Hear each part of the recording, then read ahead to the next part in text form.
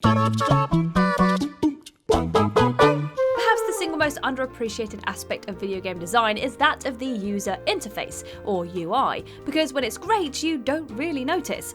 You can effortlessly glide through menus and play the game precisely as the developers intended. UI design tends to be more noticeable when it's poor, in turn affecting the user experience, or the UX, and potentially making even simple tasks a hellish slog of nested menus and arcane navigation.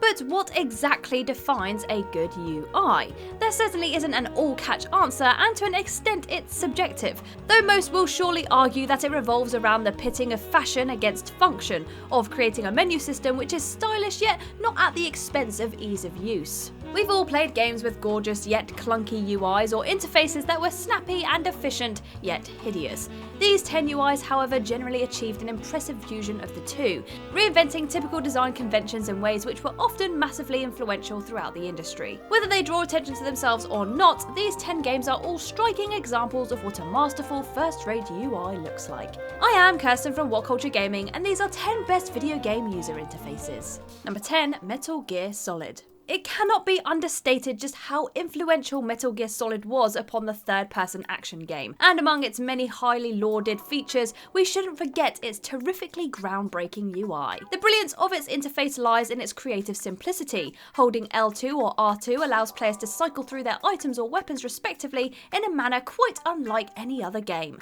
Between the satisfying snappiness and fantastic sound effects, it became an instantly iconic mainstay for the series, albeit with variations, such that it's surprising more games haven't shamelessly ripped it off over the years. In a series that affords so many combat and stealth options to the player, being able to quickly cycle through your gear is absolutely vital, and this was a genius solution to a potentially daunting design problem. Too many toys, not enough screen real estate. Aptly, the interface is as sleek and versatile as Solid Snake himself. Number 9, Destiny.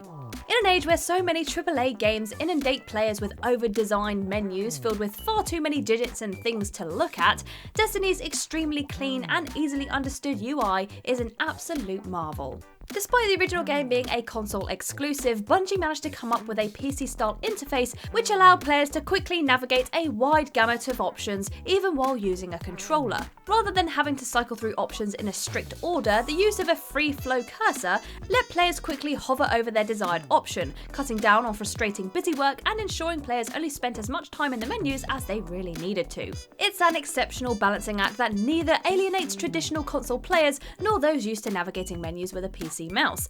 Bungie have spoken extensively over the years about the enormous amount of development time they devoted to getting the UI right, and that's abundantly clear from the fantastically intuitive end product.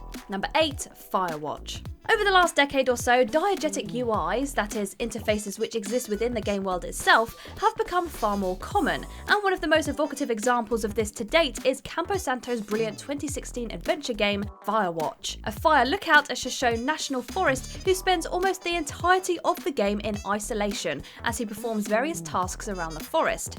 The game ditches a traditional HUD in favour of a largely in-game diegetic interface. The map, for instance, is an actual map which Henry will get out and read whenever you decide to view it. Rather than constantly throwing on-screen waypoints at the player, everything that you need to navigate through the game is presented within the world of the game itself. There are signposts guiding you along, and Henry will mark off useful information on the map as you go. It isn't the first game to employ such a tactic. Far Cry 2 was widely lauded for doing so back in 2008, but in terms of an interface which actually helps crystallise a game's core themes and mood, none feels quite as ingenious as FIREWATCH. Number 7, Metroid Prime. It cannot be understated just how groundbreaking and influential Metroid Prime's UI was when the game first hit shelves back in 2002. Though it's easy to take for granted now, at the time the idea that the player's HUD could also be how the game's protagonist sees the world was positively earth-shattering. In the game, every piece of information the player needs access to is displayed as a holographic projection on Samus's helmet, providing an unprecedented level of immersion and truly allowing players to feel as though they were stepping into Samus's power suit for themselves. Because that wasn't inventive enough, the various visors, thermal, x-ray and scan further made the UI feel less like it existed for the player's sake and more because it was exactly what Samus needed in order to get the job done. Players paying close attention might even catch a brief reflection of Samus's player's face in the visor when the lighting conditions are just right. That level of detail was unheard of in 2002, and so many games since have lovingly imitated it.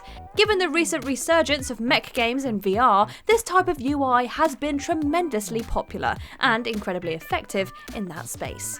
Number 6, Mirror's Edge. Mirror's Edge and its belated follow-up Mirror's Edge Catalyst took the notion of the diegetic UI to a stunningly creative new realm by more or less ditching a traditional interface entirely. Instead, players were guided around the game's vertiginous locales with runner vision, which highlights pathways and potential traversal objects in the colour red, allowing players to perform jaw-dropping acrobatic feats at the drop of a hat, without being handheld by exterior waypoints and markers. Better still, players could turn off runner vision entirely if they craved a more challenging experience. But no matter how you played it, the game's lack of intrusive icons and alerts only made leaping from rooftop to rooftop that much more intense. And though EA sadly hasn't pitched in official VR support for either game, a fantastic looking VR clone of Mirror's Edge is currently in development.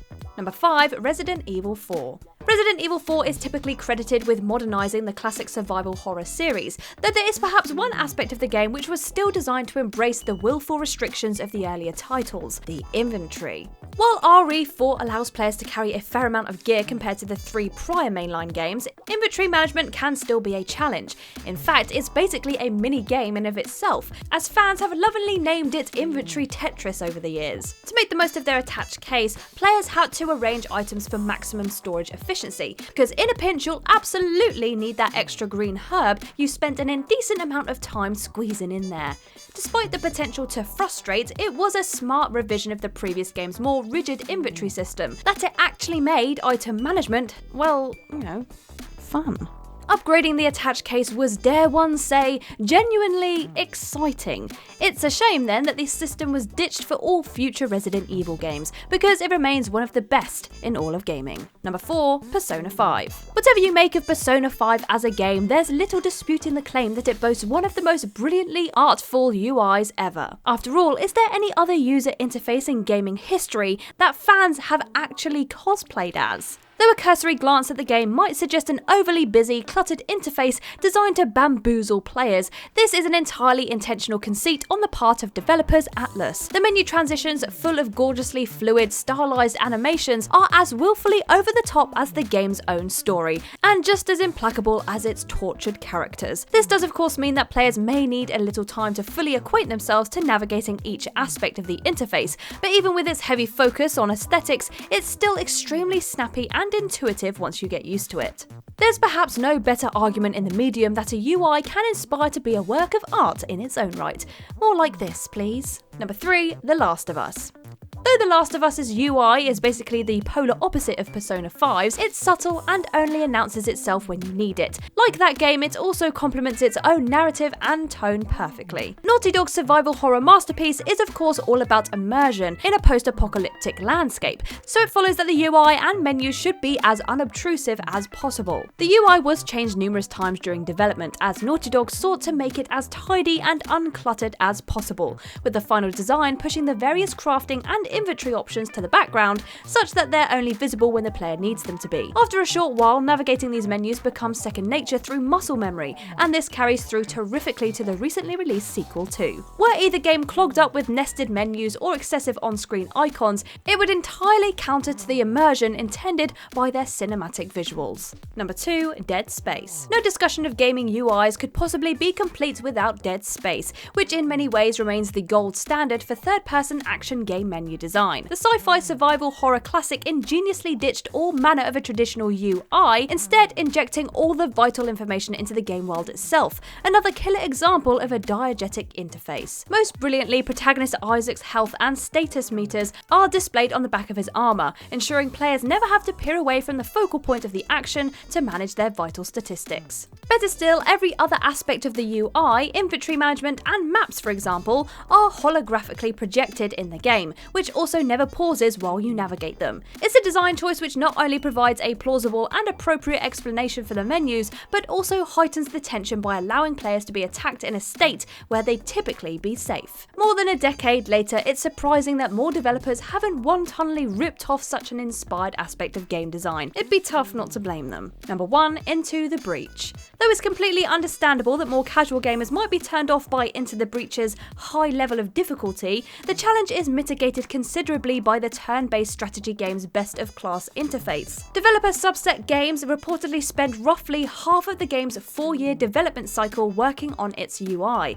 as they attempted to strike a balance between ensuring players knew exactly what was happening and not overwhelming them. Various elements of the game and its interface were ultimately stripped back after testers found them confusing, yet the end result is still an extremely deep and intelligently designed title. Co-designer Justin Ma put it quite brilliantly himself by saying, "We would sacrifice cool ideas for the sake of clarity every time." And yet, Into the Breach certainly doesn't want for cool ideas regardless, managing instead to be both difficult and accessible by not burying players in an avalanche of arcane systems and vague visual tells. And there you go, the 10 best video game user interfaces, but let us know your favourites down below in the comments. If you like this video, make sure you give it a thumbs up, and if you haven't already, click that subscribe button. But for now, I have been Kirsten Ria from WhatCulture, and I will see you in the next video.